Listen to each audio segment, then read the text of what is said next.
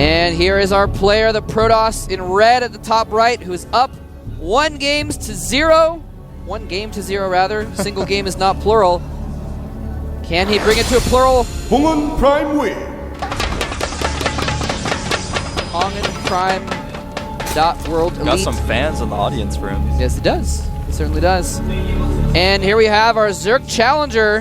Has been doing well abroad. Can he succeed here in Korea? Fox Moon. Fox Moon. And I don't want to forget Moltrap, our sponsors, LG, Intel, and G-Skill. I actually use all 3 of those companies' products at my house. Really? I'm not even joking. I'm not just saying that. I actually use an LG monitor, I've got an Intel processor, and I've got G-Skill RAM on my PC back in the States. Wow. You're like super GSL, man. I know, and I did it before I even knew about the GSL. That's how cool I am. Nice. I've got an i7. I actually do not know what kind of RAM I have. I bought it. I bought it from a guy who had built it, and I didn't bother looking at the symbols. Yeah, I just heard 6 gigs, and I mean, so did I, but then later I found out it was G-Skill. When I said the GSL, I was like, huh, G-Skill, I've heard of that somewhere before. I'll have to check that out.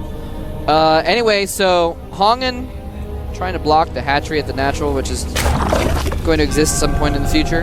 And like Moon just wants to do the same build. Speedling expand, very safe, especially on this map. You don't want to go hatchery first on this map because you won't hold a 4-gate, most likely. A good 4-gate will kill you. Even after the patch, the natural's just too wide open. It's almost impossible to hold. yeah. Yeah, some people are like, COMG, 4-gate is slowed down, it's not possible anymore. It's like, well, with Chrono Boost, it's like 10 real-time seconds. Yeah. Because it's like, it's 20 seconds in-game. Yeah, exactly. Chrono boosting lowers that, and then it's actually faster. Anyway, so it can still come. Yeah. But it doesn't look like HongUn's going to be doing that. Doesn't look like it since he has taken his 2nd gas. Yeah, he kind of doesn't need to. But Moltrap, you know, I 4-gate once a day. That's how I I wake up in the morning. I wake up in the morning, get on the computer, and I just build 4 gateways and kill a Zerg. I'm like, all right, now I'm warmed up. Some people eat an apple every day to keep the doctor at bay. I actually hate fruits though, so you don't like fruit. I hate fruits and I hate ice cream. You want to stay away from fruit dealers? Is that what you're telling me? Yeah. Well, we'll talk about that later, but that is exactly correct. Have you heard the fruit chucks here yet? I haven't. The so if you're like woken up by this weird by like the sound of a truck driving by with someone in Korean talking, that's what that's what that is? Zerglings! Oh! Hold that thought, the Zerglings are gonna run. Oh, the stalker pops out at the exact moment. Oh, those silly Zerglings, they kind of waffled. They're like, should we go up the ramp? No, there's probably a zealot there. Oh, you're right, let's go back. But maybe there's not a zealot there, let's go up. And that waffling enabled them to, or disabled them, I guess, from getting in there. The stalker coming out at the right moment. Anyway, if you hear like this truck driving by with Korean, that. I just didn't know that's what it was. Those are fruit trucks with like recordings that say like, come buy our fruit. Or something. I don't know. I can't understand them yet. I'm trying to learn some Korean, but anyway. So just ask fruit dealer. Yeah, we'll ask him about it. His dad was a fruit dealer. That's why he named himself that, from what I've heard.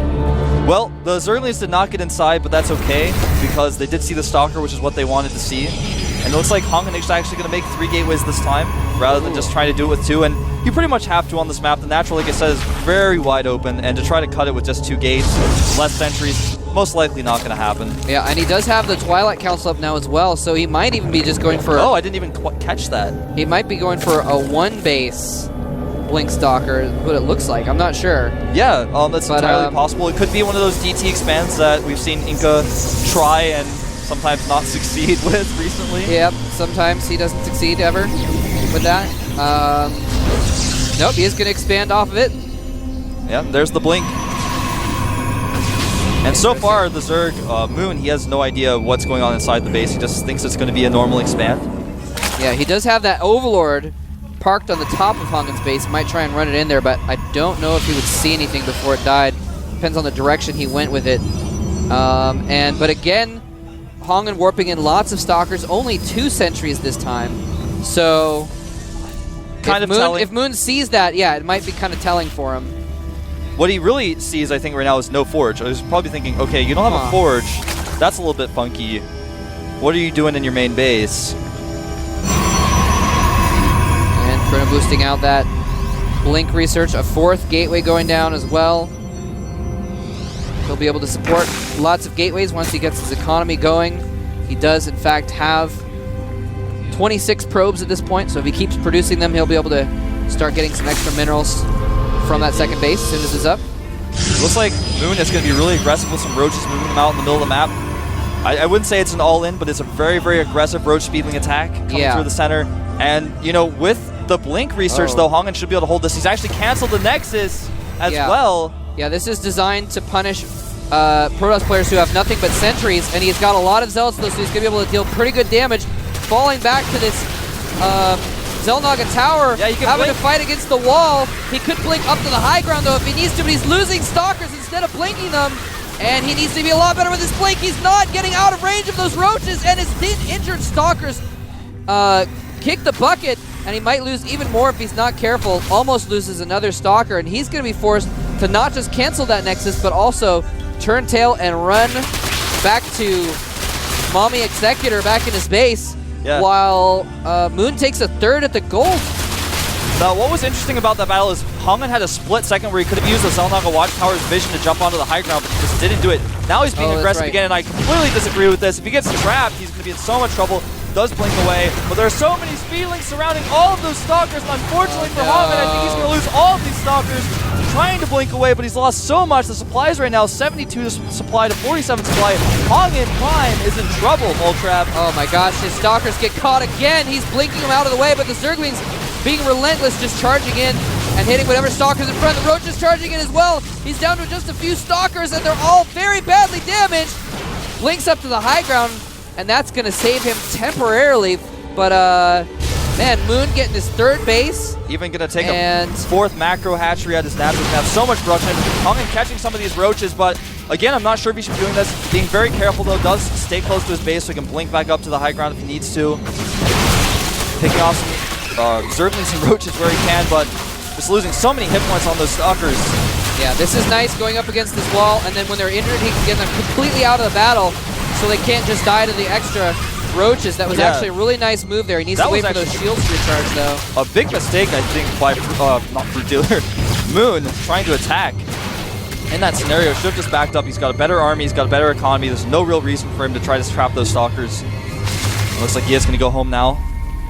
Yeah, and starting +1 melee attack again. Really likes to get those Zerglings beefed up.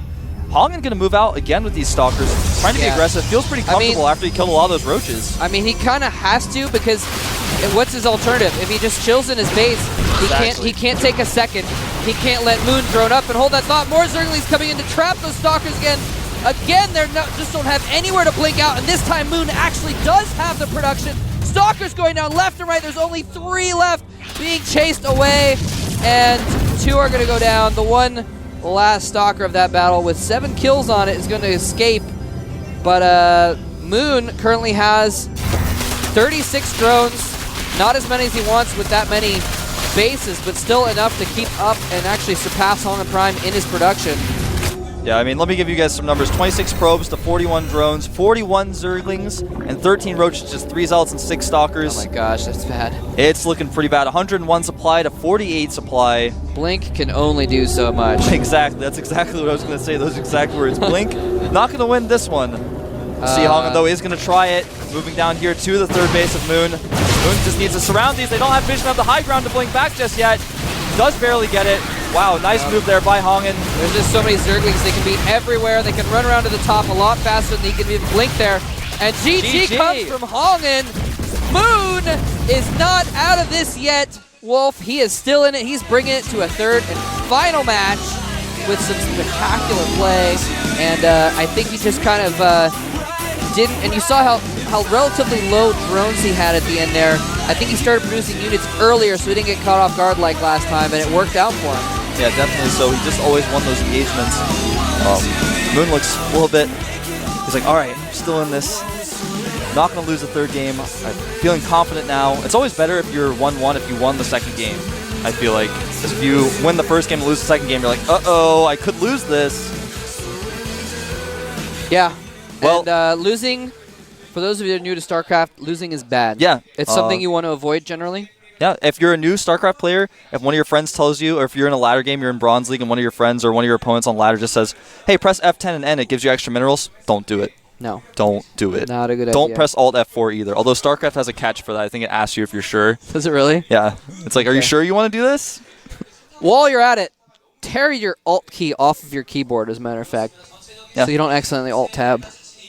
That's true. Actually, and some people I know who play StarCraft, they alt tab and message their friends on AIM all the time and stuff, and they're like, I'm good at StarCraft, I'm in Gold League, I'm going to improve, but like alt tab in the beginning of the game. Don't do stuff like that. You're never going to improve. No, because all your friends should be on Battle.net anyways. You can private message them. Exactly. Without leaving the game. I mean, if they're not real ID friends with you, they're not your real friends. Anyway, so Moon playing pretty well. Yeah, very aggressive. Correcting the mistakes.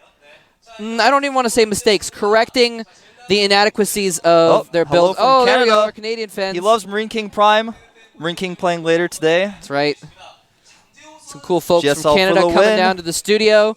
We were trying to get them set up nearby, so they wanted to hear us. Yeah, they wanted to hear us. It's very difficult So to we're hear like, the foreign we're like, stream. sit right there, but the producers didn't actually want them sitting like in the middle of nowhere in the walking lane, so Makes sense. Could be a fire hazard, I suppose. they're in the audience. But hearing us talk, sometimes it's worth it, I guess, to some people. Maybe. I don't know. Well, that last game, Moon, he just kind of caught Hong in an awkward spot. You know, his Blink Stalkers were out. I think he may have even blinked them forward, trying to just get there faster. And then the Zerglings came. He was like, uh-oh. Yeah. I've got all these Stalkers out here that are surrounded by Zerglings, and I can't make my timing work. I think he should have just waited just to make sure that that type of build wasn't coming. But we're going to see Game 3 here in just a second. Motrap, are you excited? I am pretty excited. It is going to be on none other than one of my Dual favorite Sight. maps. One of my favorite maps, Dual Sight. Lava versus not lava. Lava versus nature map. Mordor versus Rivendell.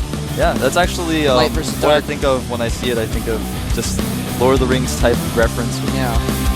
The fire part's the evil side.